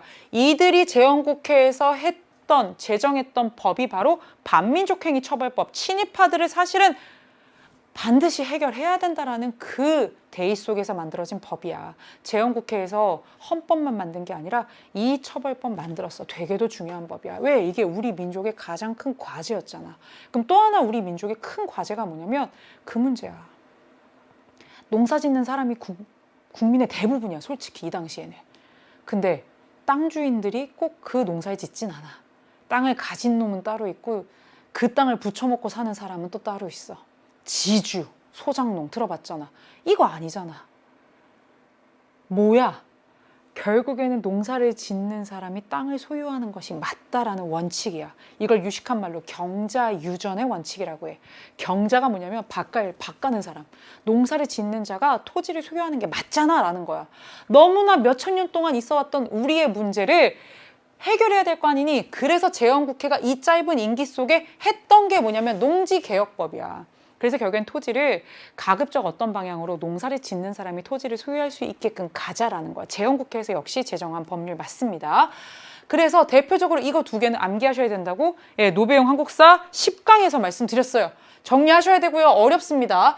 2번 관민공동회는요 1898년 아까 잠깐 다뤘던 독립협회라고 하는 단체에서 개최했던 상황이고요. 4.4.5의 깨어나는요, 1954년 전쟁이 끝난 이후에 이승만 정부에서 이승만 대통령이 계속해서 중임 제한 없이 계속 출마할 수 있게끔 만든 것입니다. 좌우합작 7원칙을 발표한 건 좌우합작위원회인데요. 이 좌우합작위원회가 여운형, 김규식을 중심으로 이렇게 46년에서 7년 하나의 정부를 만들기 위해 노력을 했고요. 좌우합작 7원칙까지 발표했지만 결국엔 실패하게 됩니다. 경제개발 5개년 계획을 수립한 건 사실 장면 정부 때고요. 이게 시행된 것은 1962년 박정희 군정 시기부터 해서 시작이 되게 됩니다. 그래서 여러분 정답은 뭘로 간다? 1번으로 가고요. 재헌국회입니다. 재헌국회 활동 반드시 정리하셔야 돼요. 재헌국회는 1948년 5월 10일 그 선거, 수능에 여러 차례 나왔던 그 총선거를 통해서 구성이 됐고요. 임기는 1948년부터 50년입니다. 이게 노배용 한국사 10강에 나오는 PPT 그대로예요. 국호 대한민국 재헌헌법 제정했고요. 우리나라 민주공화국이다. 상권 분립이다. 대통령, 부통령 있다. 임기는 어떻다. 다 얘기했고요. 지금 파란 색깔로 표시해놨죠. 반민족행위 처벌특별법. 반민족행위 처벌법이라고 합니다. 공식적으로 이거를 만들었죠. 48년 9월에. 친일파 인간들 잡아드리겠다 했어요. 실제로는 제대로 청산은 못해요. 비협조 속에 사실 못합니다. 또 하나는요. 농지개혁법이죠. 이게 그대로 나와 있어요. 요 키워드 두 개만 알면 반민족행위법, 농지개혁법 문제 맞출 수 있죠. 3점짜리인데 우리 놓치지 않을 수 있어요. 19번입니다. 19번은요. 민주화운동 반드시 3개 중에 하나 나온다라고 했죠. 사실 이 문제 약간 울컥했어요. 이게 5.18 민주화 운동 당시에 시민군을 도운 학생이 작성한 일기장이에요. 일기를 작성한 분이 어떤 일을 했냐라고 물어보니까 전남도청에서 시민군들의 밥을 지어줬고요. 개헌군들이 도청을 진압하기 전에 빠져나왔는데 지금도 그때를 생각하면 마음이 아프다고 하는데 이 일기를 쓴 분을 알아요. 그때 여고생이었고 광주에 살고 있는 여고생이었고 와, 그 역사의 주인공이자 그 일기, 이게 유네스코 기록문화유산으로 지정돼 있거든요. 그 일기의 주인공이랑 선생님이 같이 일을 한 적이 있는데 정말 언급도 안 하세요. 밝히지도 않으시고요. 최근에야 이렇게 밝혀졌는데 얘기를 안 하세요. 왜? 아직도 그때의 기억이 너무너무 아프다는 거예요. 근데 이 일기, 개인의 일기였지만 이게 지금은 역사가 됐죠. 근데 이 내용을 보면 5.18 민주화운동 당시에 시민들이 이 무기고에서 무기를 가지고 지금 무장을 해서 시민군이라고 했고요. 이 시민군을 도와 밥을 했던 여고생의 일기인 거죠. 그럼 이 시민들이 왜 갑자기 무장을 해요? 그렇지. 이 개헌군들이 무자비하게 무력으로 탄압을 했단 말이야. 아니 왜 막 이런 상황이 된 거지. 그리고 도청 앞에서 시위하고 있는 사람들에게 뭐 했어요? 발포까지 했어요. 이렇게 되니까 내 가족과 내 고향과 내 땅과 이 지역을 지키기 위해서 이들이 스스로 무장하게 된 거죠. 시민군이라는 키워드, 개헌군이라는 키워드가 나온다. 그러면 사실은 이건 무조건 뭐라 그랬어요? 노배용 한국사 10강에서 키워드 그대로 말씀드렸습니다. 시민군, 개헌군, 신군부가 나오면 이건 5.18 민주화운동이고 5.18 민주화운동은 뭐예요? 1980년 5월 18일 부터 5월 27일 그 새벽에 전남도청이 계엄군에 의해서 진압될 때까지의 그 일련의 과정들을 얘기하며 지역은 광주를 중심으로 해서 얘기를 하고 있죠. 예, 세계 기록문화유산이다까지 나오고 있고요. 그러면 이 운동에 대한 탐구활동으로 적절한 것은이에요. 5.18 민주화운동 뭐예요? 1980년 5월 17일에 계엄령이 오히려 전국으로 확대가 되고요. 그런 상황 속에서 신군부가 전국의 대학을 휴교하고요. 그리고 이 광주 지역에 지금 계엄군을 투입을 했잖아요. 그리고 결국에는 시민군과 계엄군이 맞섰지만 계엄군이 진압을 해버리죠. 그리고 나서 이후의 상황은 어떻게 돼요? 전두환, 노태우를 중심으로 한 이 신군부 세력이 진압하고 나서 집권을 하죠. 그래서 대통령이 되고요. 맞아요? 그럼 여러분 신군부 세력까지 나왔어요. 그럼 정답 뭘로 갑니까? 2번으로 가죠. 유신헌법이 공포된 배경 1972년 유신 10월 유신이죠. 박정희 정부 때의 이야기가 되겠습니다. 6.3 시위가 일어난 원인, 요거 조금 모르는 친구들이 있더라고요. 6.3 시위는 뭡니까? 1964년 6월 3일을 중심으로 해서 역시 박정희 정부 때인데요. 한국과 일본이 이 당시에 아직 국교가 정상화 안 됐어요. 협상하고 있을 때예요. 근데 협상 내용이 이게 알려지게 되면서 이 한국과 일본이 지금 하고 있는 협상은 너무나 굴욕적이다. 이 외교는 참을 수 없다. 제대로 된 사과와 배상 없이 이렇게 국교를 정상할 수 없다라고 하면서 학생과 시민들이 일어났고요. 박정희 정부에서는 계엄령을 통해서 진압을 해나갑니다. 6.29 민주화선언요, 예, 영화 1987, 그 다음에 여러분 수능에 계속 나오고 있는 6월 민주항쟁의 바로 그 내용이 되겠죠. 6.29 민주화선언을 통해서 대통령 직선제 개헌에 대해서 지금 약속이 된 바로 그 내용이 되겠습니다. 6월 민주항쟁 얘기고요. 이승만 대통령의 하야 계기예요. 예, 이승만 대통령 하야 주면서 1960년 4.19를 줬죠. 4.19를 줬다는 건 뭐예요? 4.19, 5.18, 6월 민주항쟁까지 민주화운동 세 세트를 지금 다 주면서 여러분들 제대로 5.18을 알고 있느냐 하는 겁니다. 5.18 예, 노배용 10강에 나오는 내용 정도 선에서만 여러분 정리합시다. 비상계엄 철폐하라. 신군부 퇴진하라. 이게 정답이죠. 신군부 진압 그 얘기. 예, 1980년 서울의 봄, 신군부 비상계엄령, 시민군 계엄군. 여기에 지금 시험에 요 세 개가 나온 거죠. 이렇게 세 개를 알면 여러분들 문제를 풀 수 있고요. 5.18 민주화운동 모르는 친구들은 수능 특강에서 4.19, 5.18, 6월 민주항쟁 이거 다 합해야 15분도 안 돼요. 이거는 좀 알고 수능을 봅시다. 왜 세 개 중에 한 개 무조건 나오기 때문에 그렇습니다. 그래서 5.18 민주화운동 바로 이 상황에서 79년부터 80년으로 넘어가는 이 상황에서 계엄군, 시민군, 예, 무력진압 요거 여러분들 같이 알아두셔야 됩니다. 반드시 세 개 중에 하나는 출제가 됩니다. 마지막 20번입니다. 통일 문제 중에 가장 대표적이고 예, 가장 많은 친구들이 맞출 수 있는 역시 노배용 한국사 예, 10강의 내용이 되겠습니다. 미추친 합의입니다. 대통령이 북한에 갔다 돌아와서 국민들에게 보고하는 거예요. 어떤 성과가 있었는지 봅시다. 역사적인 방북의 임무를 마치고 지금 귀국했대요. 북한의 국방위원장이라고 불리는 사람은 한 명입니다. 김정일이에요. 근데 이거를 모를 수도 있죠. 김일성인지 김정일인지 김정은인지 어떻게 알아요? 여기서 넘어간다 치고요. 하여간 북한의 1인자를 만난 거예요. 제일 중요한 건 북한의 1인자예요. 그러니까 우리의 원탑과 저쪽의 원탑이 만난 거야. 어디서? 북한에서, 평양에서. 그리고 상당한 협력을 통해서 합의까지 도출했어요. 타이에 의해서 55년 분단 때문에. 이거를 보면 1945년에 그 선이 그어지잖아. 38도 선이 그어지고 결국에는 어떻게 돼요? 50년부터 53년까지 전쟁하면서 군사분계선으로 또 이게 지금 확정되긴 합니다만 이렇게 타이에 의해서 분할 점령된 이후에 55년 만에 그럼 이건 언제야? 2000년에 우리가 남남이 될 수 없다라고 해서 남과 북이 경제협력을 통해서 민족 경제를 균형적으로 발전시키고 지금 그렇게 달려갈 거래요. 이게 언제냐? 2000년에 남과 북의 원탑이 만났어요. 그래서 이걸 뭐라고 하느냐? 정상이 만났다. 그래서 남북 정상회담이고요. 이게 최초입니다. 그래서 1차라고 해요. 김대중, 김정일이 만난 거죠. 그리고 2차가 김정일, 노무현이 만난 2007년이고요. 그리고 세 번째가 문재인 대통령 그리고 김정은 네, 이렇게 만난 것이 예, 판문점 회담부터 해서 그렇게 갑니다. 그래서 여러분 정답을 가볼까요? 미추친 합의는 2000년 남북정상회담에서 나온 바로 6.15 남북공동선언이 되겠습니다. 여기서 뭘 약속하느냐? 경제협력부터 해도 좀 제대로 한번 해보자. 그 얘기 나오잖아. 그래서 개성의 공단 딱 만들어지지. 그래서 남쪽의 기술과 자본력, 북한의 값싼 노동력과 게다가 언어 소통의 문제도 사실 크게 되지 않잖아. 완전 외국어를 써야 되는 거 아니잖아. 그래서 굉장히 중요한 남북 경제 협력의 하나의 시금석이 되죠. 정전협정 체결은 1953년 7월 27일 6.25 전쟁 휴전협정이라고 불리는 바로 그거 정전협정이고요. 대한국 국제는 1899년 대한제국 때 일이 되겠습니다.